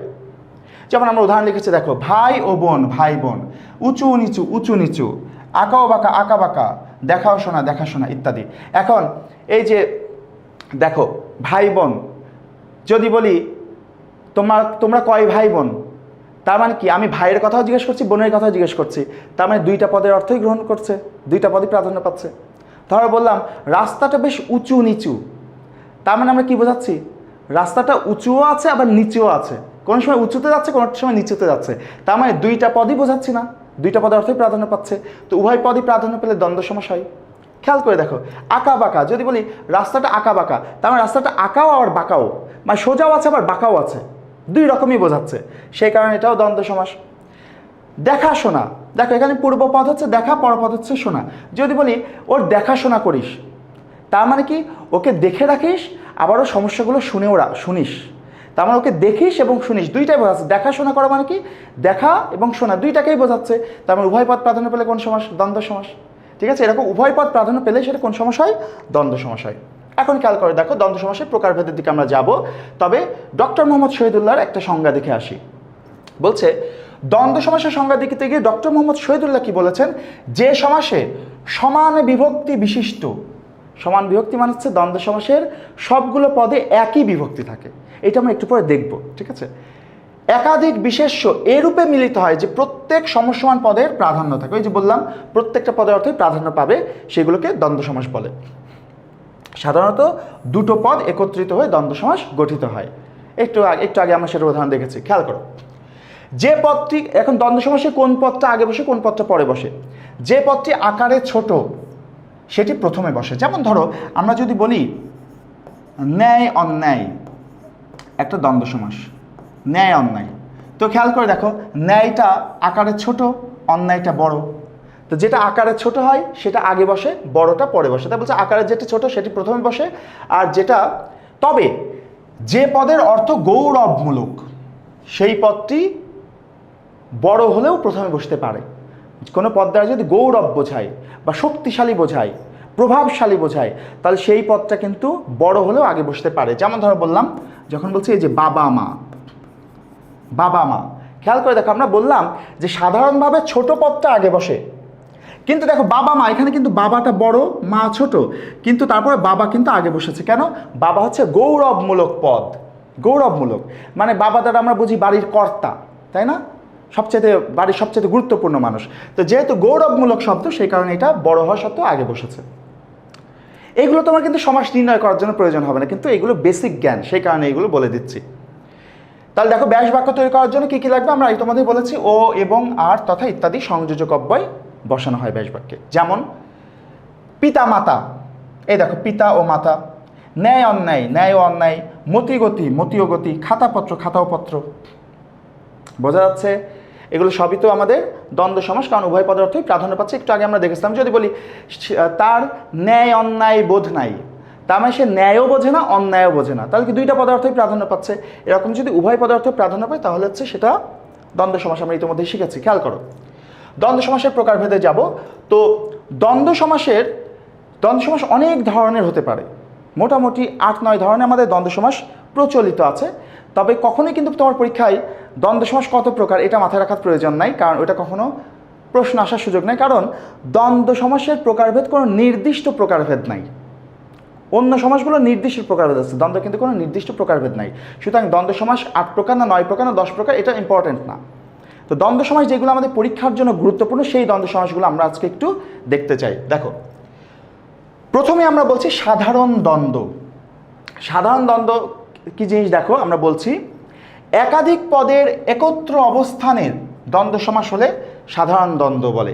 একাধিক পদের একত্র অবস্থান মানে যে জিনিসগুলো একসাথে থাকে। খেয়াল করে দেখো তো, কালি আর কলম দুইটা একসাথে থাকে না? ওই কলমের মধ্যেই কিন্তু কালিটা থাকে, দুইটা একসাথে থাকে।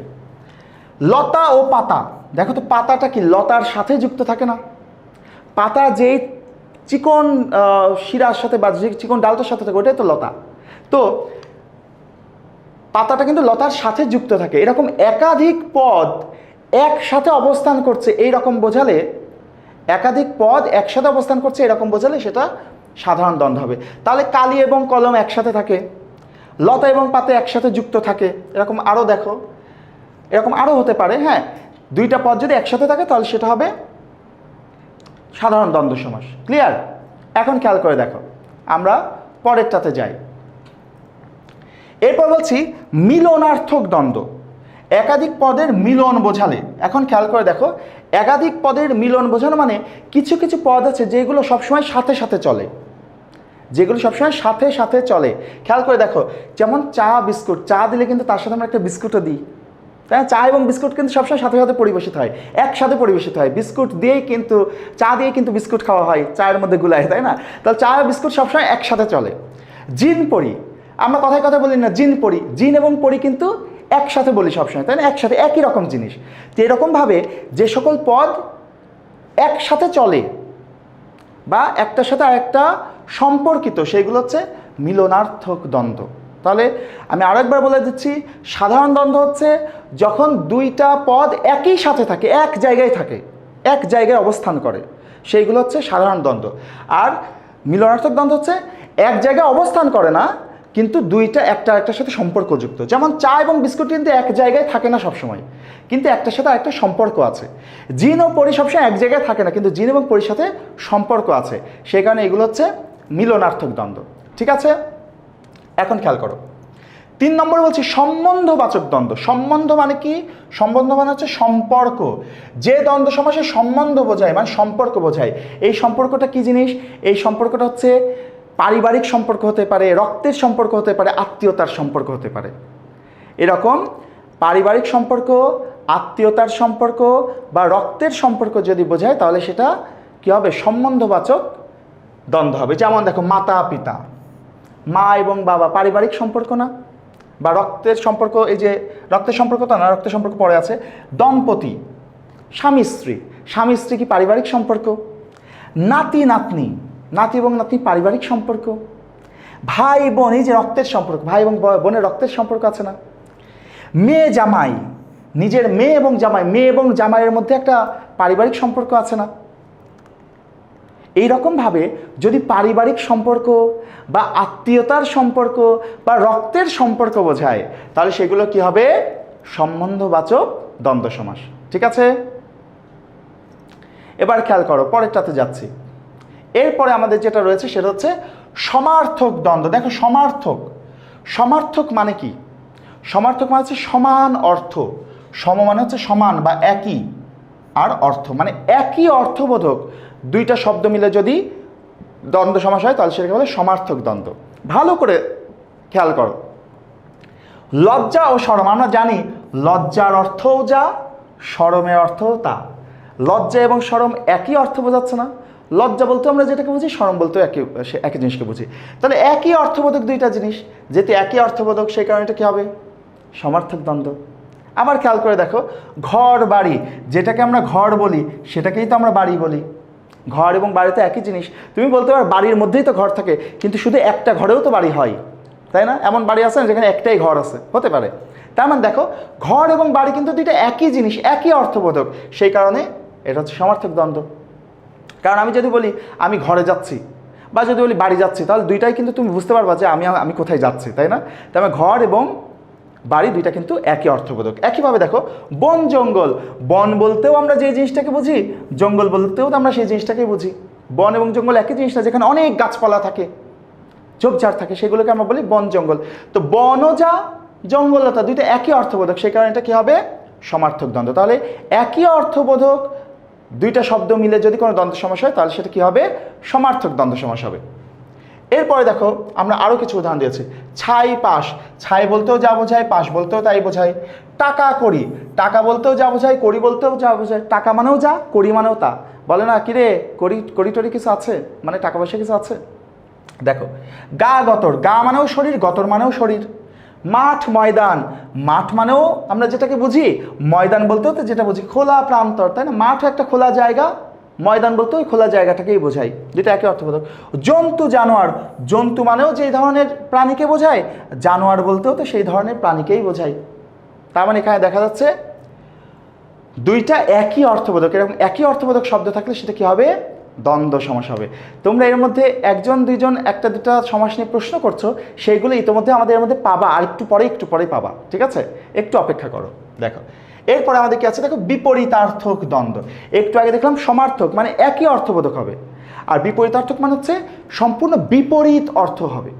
বিপরীত শব্দ তো আমরা চিনি, যদি দুইটা বিপরীত শব্দ মিলে দ্বন্দ্ব সমাস হয় তাহলে সেটা কি হবে? সেটা হবে বিপরীতার্থক দ্বন্দ্ব। খেয়াল করে দেখো, ছোট বড়, দেখো ছোট আর বড় দুইটা বিপরীত শব্দ না? ছোট এবং বড় দুইটা সম্পূর্ণ বিপরীত। পাপ পুণ্য দুইটা বিপরীত শব্দ না? পাপ যা, পুণ্য হচ্ছে সম্পূর্ণ বিপরীত জিনিস। সুখ দুঃখ, সুখ এবং দুঃখ সম্পূর্ণ বিপরীত জিনিস। একইভাবে দেখো, আনন্দ বেদনা, আনন্দ এক জিনিস আর বেদনা সম্পূর্ণ আলাদা জিনিস। বাঁচা মরা, বাঁচা আর মরা সম্পূর্ণ বিপরীত জিনিস। আয় এবং ব্যয়, আয় যা, ব্যয় সম্পূর্ণ বিপরীত। ঠিক একইভাবে একটু আগে একজন প্রশ্ন করলে সত্য মিথ্যা, তাহলে এখন খেয়াল করে দেখো তো, সত্য মিথ্যা, তো সত্য আর মিথ্যা দুইটা সম্পূর্ণ বিপরীত জিনিস না? এরকম যদি দুইটা সম্পূর্ণ বিপরীত জিনিস মিলে কোনো দ্বন্দ্ব সমাস হয় সেটা হচ্ছে বিপরীতার্থক দ্বন্দ্ব।